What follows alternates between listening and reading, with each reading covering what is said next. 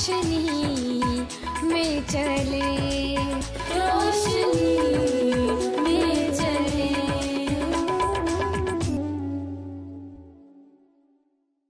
नाजरीन, प्रोग्राम कलाम की रोशनी में मैं और हमारे मोहतरम उस्ताद एक बार फिर आप सबकी खिदमत में हाजिर हैं। सर, खुदावंद की बेहद शुक्रगुजारी करते हैं कि आज फिर आप हमारे साथ मौजूद हैं, कि आपने ज़रूरी समझा कि इस टॉपिक को हम मज़ीद जो है इसको और इस पे बात करें। दोस्तों, आज का प्रोग्राम भी पिछले प्रोग्राम की ही एक कड़ी है, जिसको पास्टर साहब ने ज़रूरी समझा कि इस पे बात करना और ज़्यादा कितना ज़रूरी है। तो सर, हमने पिछले प्रोग्राम में हमने ये सीखा था कि ग़ज़लुल ग़ज़लात की किताब को पढ़ना और इसकी खुशखबरी को दूसरों तक पहुँचाना कितना ज़्यादा ज़रूरी है।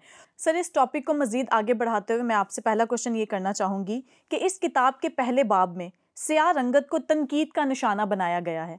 अब जबकि मौजूदा दौर में रंगो नस्ल की बुनियाद बनाकर दूसरों को बुरा समझा जाता है, तो आप क्या समझते हैं कि हमें कैसे कलाम मुकद्दस की खूबसूरती को दूसरों के सामने पेश करना चाहिए? बहुत अच्छी बात की आपने बेटा कि इस टॉपिक से, इस किताब के ताल्लुक से आज के दौर का आपने तकाबुल किया। हाँ जी।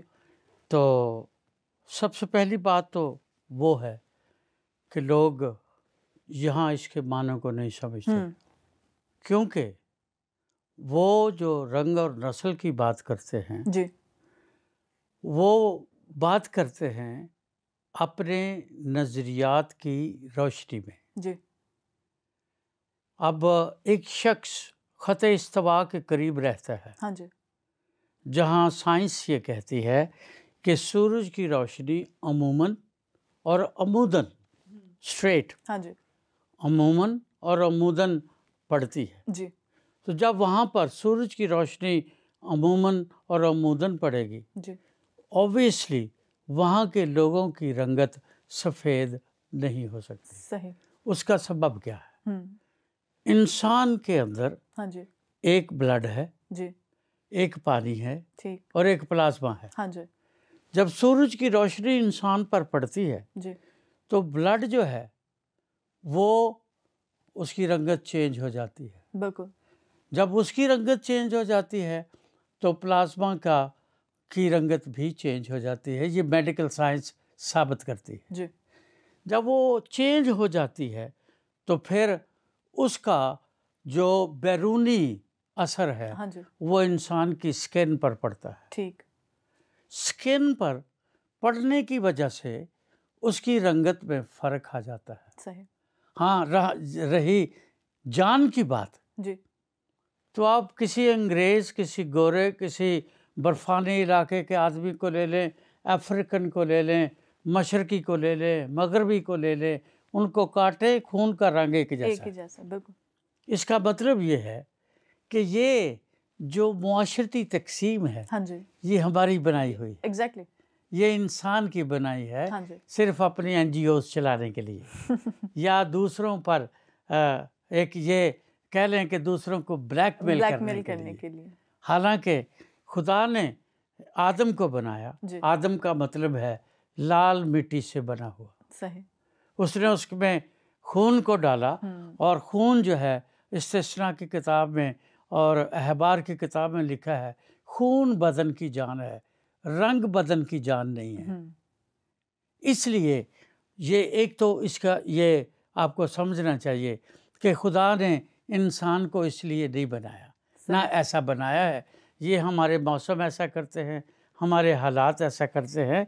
और जो बात मैं कह रहा हूँ, ये ग़ज़लुल ग़ज़लात की किताब उसका बाकायदा मतलब बयान करती है। कहती है कि बादशाह मुझे अपने महल में ले आया, हम तुझ में शादमार और मसरूर होंगी और हम तेरे इश्क का तज़किरा मैं से ज़्यादा करेंगी, और वो सच्चे दिल से तुझ पर आशिक है।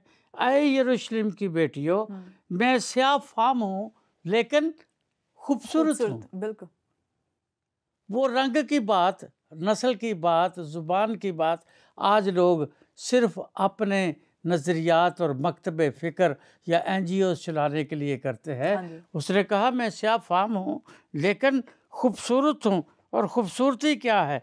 यहाँ लिखा है, केदार के खैमों और सुलेमान के पर्दों की मानद मुझे मत ताको, मैं स्याह फाम हूँ क्योंकि मैं धूप की जली हूँ।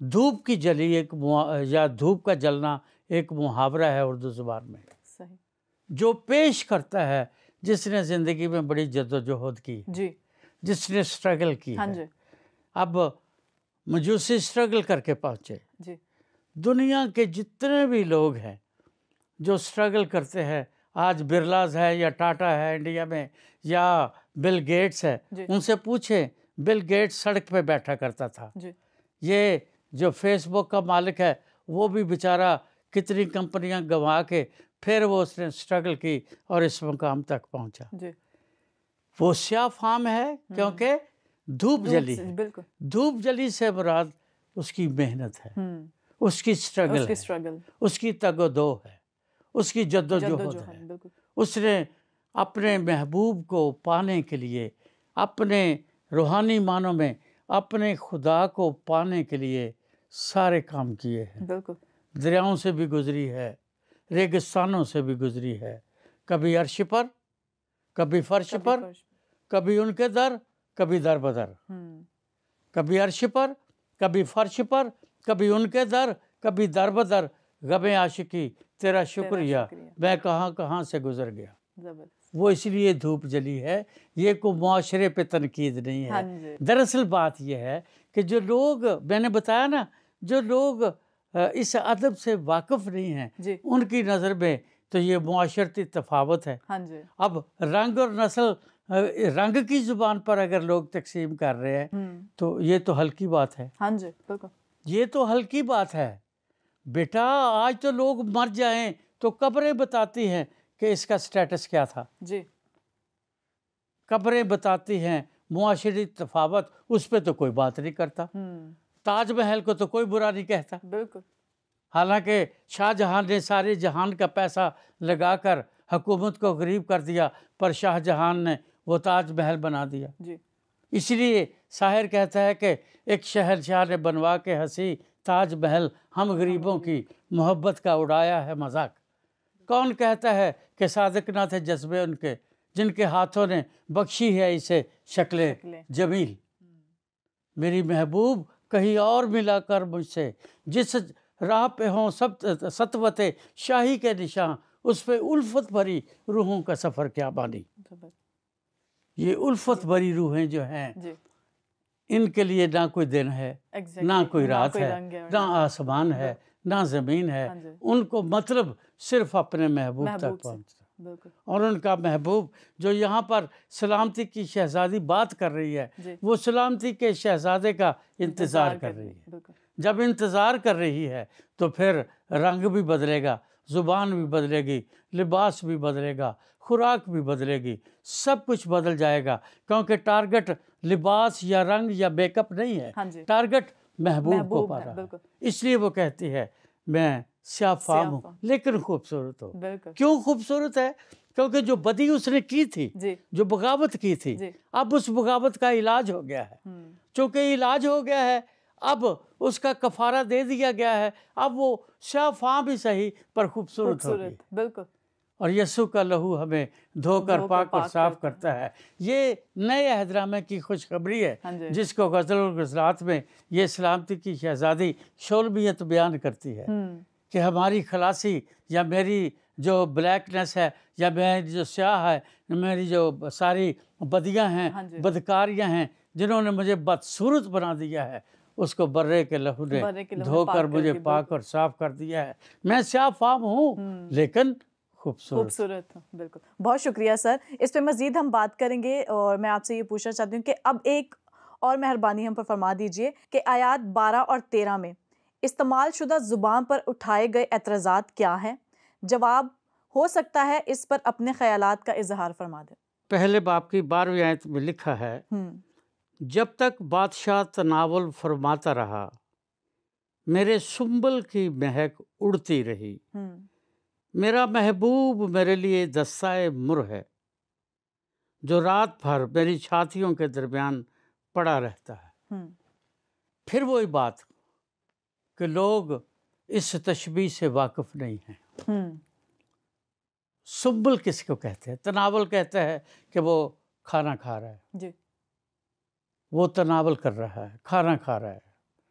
वो अब महल में आ गई है। हम्म, अब महल में दस्तरखान बिछा है, जी, दस्तरखान पर वो खाना खा रहा है, और जो वो दस्तरखान पर खाना खा रहा है उसमें यहाँ बड़ी खूबसूरत तशबीह इस्तेमाल की गई है कि मेरे सुम्बुल की महक उड़ती रही, मेरा महबूब मेरे लिए दस्ता मुर है, जो रात भर मेरी छातियों के दरमियान पड़ा रहता है। जी, दस्ता मुर क्या है?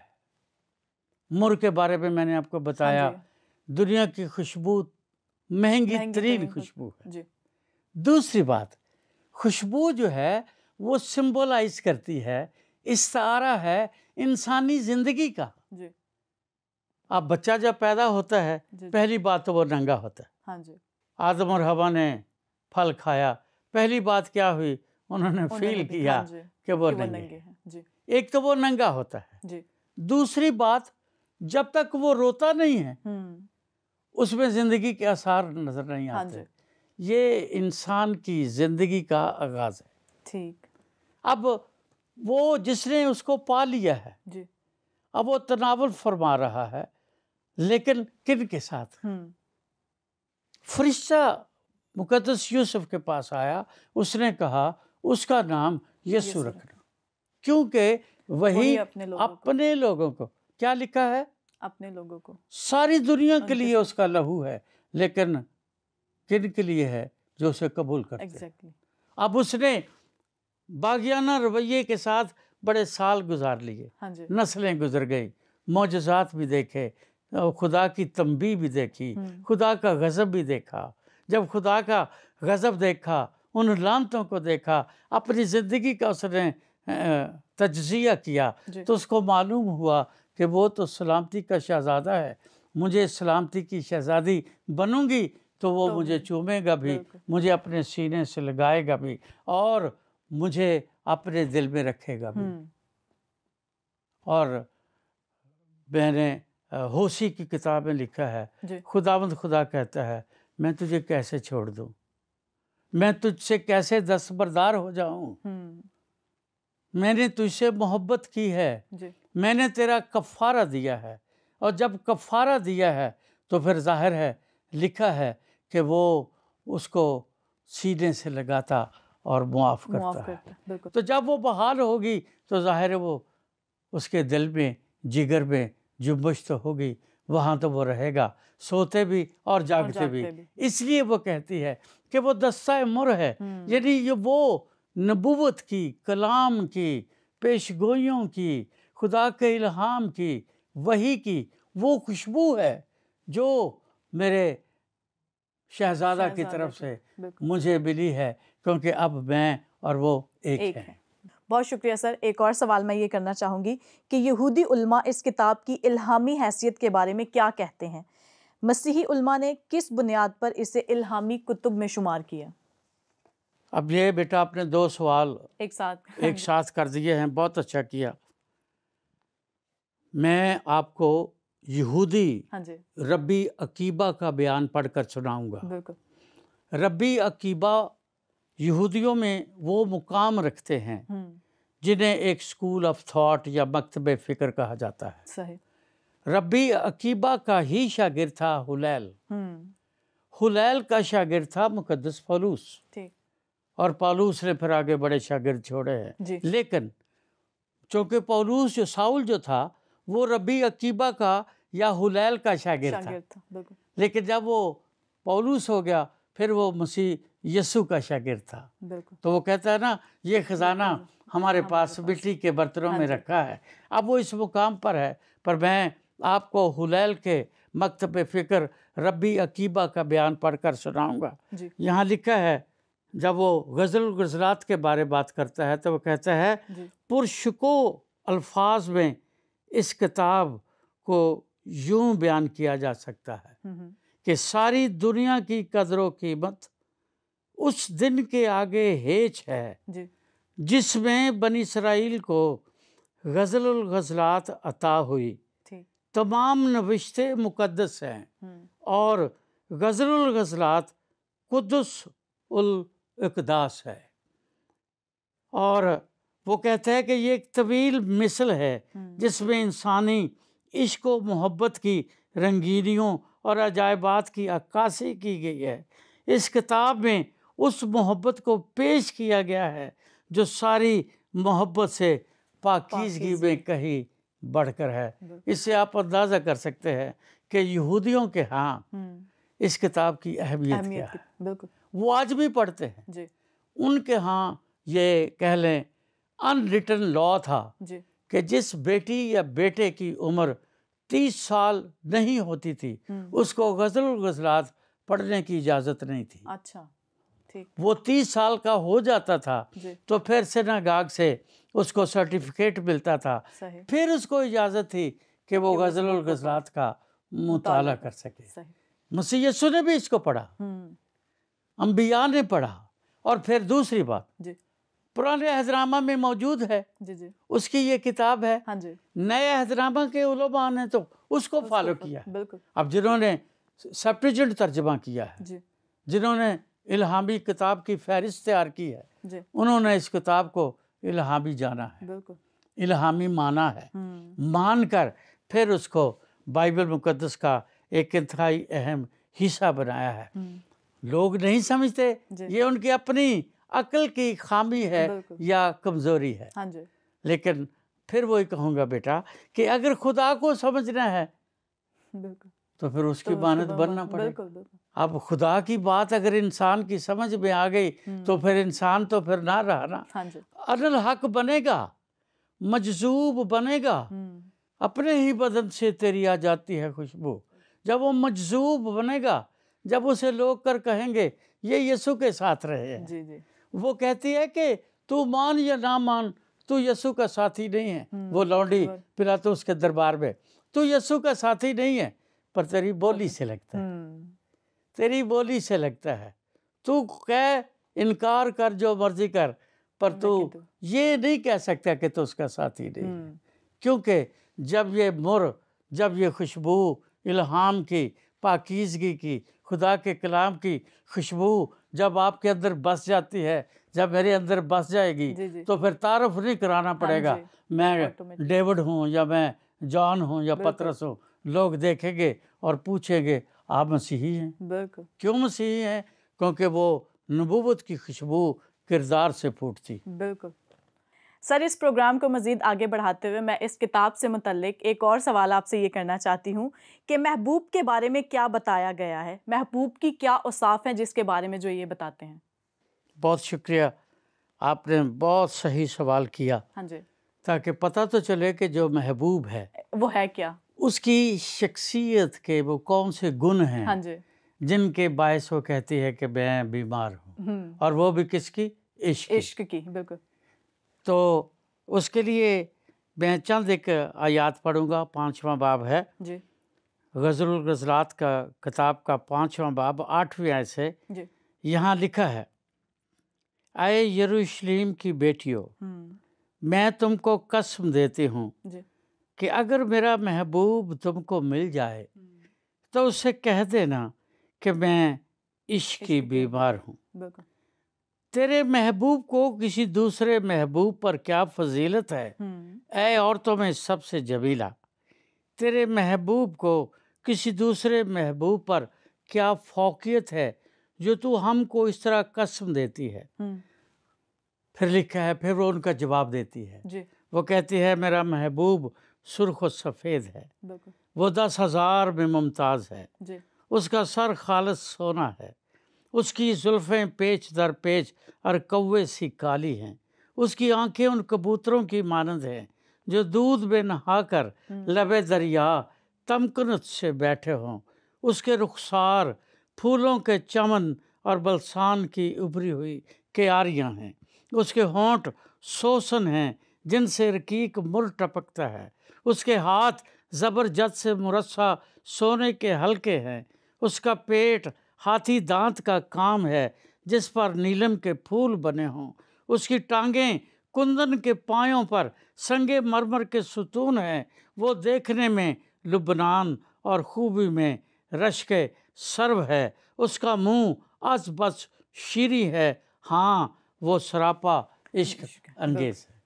ये उसके महबूब की खूबियाँ हैं। बिल्कुल, वो सवाल करती है क्या फौकियत है, दुनिया में इतने हादियान अदियान हैं, अंबिया है, रसूल है, खुदा के लोग हैं, जी नबी हैं और बड़ी बड़ी शख्सियतें हुई हैं। इब्राहिम है, इसहाक है, मूसा है, नूह है, अयूब है, इन पर तेरे महबूब को क्या फौकियत है? हमें ये तो पहले बता, जब पता चलेगा कि ये खूबियाँ इसके महबूब में हैं, तो फिर हम उस तक तेरा पैगाम भी पहुंचाएंगे और उसे तेरे पास लेकर भी आएंगे। जी सबसे पहली बात यह है बेटा,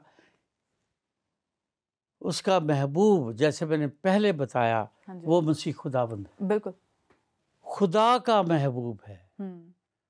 वो इंसान का महबूब, शोलमियत का महबूब बाद में है, जी पहले खुदा का महबूब है। और खुदावंद खुदा ने अपनी ज़ुबान से खुद कहा, जब उसने कहा कि ये मेरा प्यारा बेटा है, उसकी पहली खूबी ये है वो खुदा का महबूब है। बिल्कुल लिखा है वो खुदा ने इंसान से प्यार किया, खुदा ने इंसान से मोहब्बत की, लेकिन खुदा अपनी ज़ात से बेहद प्यार करता है। बिल्कुल और चूंकि वो अपनी ज़ात से प्यार करता है, इसलिए कहता है कि जो मुझ में से निकला है इसकी सुनो। बिल्कुल क्यों?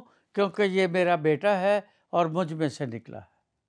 और मसीह यीशु ने भी कहा कि मैं ज़ात इलाही का हिस्सा हूँ, कोई मेरे वसीले के बगैर बाप के पास नहीं जा सकता।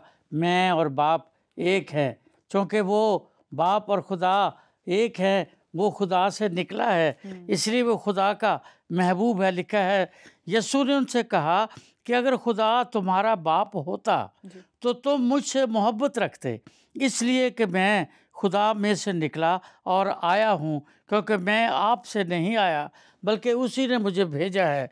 यूहन्ना 8वां बाब उसकी 42वीं आयत। और उसके बारे में कहा गया है कि वो खुदा की ज़ात का नक्श है, बिल्कुल उसके जलाल का परताव है। यीशु ने कहा जिसने मुझे देखा उसने बाप को देखा, कोई मेरे वसीले के बगैर बाप के पास नहीं जा सकता। वो वाहिद रसाई है जी उसने कहा राह मैं हूँ, हक मैं हूँ, जिंदगी मैं हूँ। इसलिए वो महबूब है, क्योंकि वो शोलमियत के महबूब को अब इंसान की सूरत में देख रही है। अब वो जो खुदा की ज़ात का हिस्सा है, जो उसका अकनूम है, अब वो चूँकि इंसान बन गया है, इसलिए अब वो उसका महबूब है। और चूँकि उसका महबूब है, इसलिए वो बरीना इंसान का महबूब है। और वो कहती है, उसकी 10 खूबियाँ बयान करती है। अगर आप 10वीं आयत से 16वीं आयत तक 5वें बाब में गज़ल गज़लात में देखें, 10 खूबियाँ हैं। पहली खूबी 10 का लफ्ज़ तो ये याद रहे, यहूदियों के यहाँ 10 का लफ्ज़ बादशाही का अदद है। 10 पर्दे हैं जी, 10 शमादान हैं जी। तो इस तरह से 10 का जो लफ्ज़ है वो बादशाही को बयान करता है। हैकल में 10 शमादान हैं, मस्कन के 10 पर्दे हैं, रोटी की 10 मेज़ें हैं उस हैकल में। फिर वो 10 सींग जो मुकाशफा में हैं वो 10 बादशाह हैं। इसलिए मसीह यीशु इन सारी बातों पर एक मुतलकुल ऐलान है, वो बादशाह है। पहली बात वो कहते हैं कि वो बादशाह है। और कैसा बादशाह है? ज़मीन और आसमान उसके ताबे हैं, हवा और पानी उसका हुक्म मानते हैं, 4 दिन के मुर्दे उसके कहने से जी उठते हैं, समंदर उसके कहने से सूख जाता है, हवा पर पानी पर वो समंदर की लहरों पर चलता है। क्यों? क्योंकि वो खुदा है, खुदा में से निकला है, इंसान बन गया है। अब वो मेरा महबूब है, बिल्कुल, क्योंकि वो बादशाह है और मुतलकुल ऐलान है, और उसकी बादशाही का कोई हकीकत नहीं। ना उसकी इब्तदा का पता है, ना उसकी इंतहा का पता है, लेकिन वो बादशाह है। और वो बादशाह जो है वो मेरा महबूब है, वो हाकिम कुल है। लिखा है उसका सर खालस सोना है, 5वें बाब की 11वीं आयत। और उसके हाथ ज़बरदस्त से मुरस्सा सोने के हल्के हैं, उसकी टांगें कुंदन के पायों पर संगे मरमर के सतून हैं। बहुत शुक्रिया सर आपका, खुदावंद की शुक्रगुजारी है। और आज का टॉपिक भी आपने बहुत ही खूबसूरती से इनकी वजाहत की। दोस्तों यकीनन आज का ये एपिसोड भी आपको बहुत अच्छा लगा होगा और यकीनन आपने बरकत पाई होगी। हमें अपने फीडबैक से ज़रूर आगाह कीजिएगा और हमें बताइएगा कि आपको ये एपिसोड कैसा लगा। अभी मुझे और हमारे मोहतरम उस्ताद को इजाज़त दीजिए, फिर आपसे मुलाकात होगी। देखते रहिए कलाम की रोशनी। आओ हम खुदावंद की रोशनी में चले।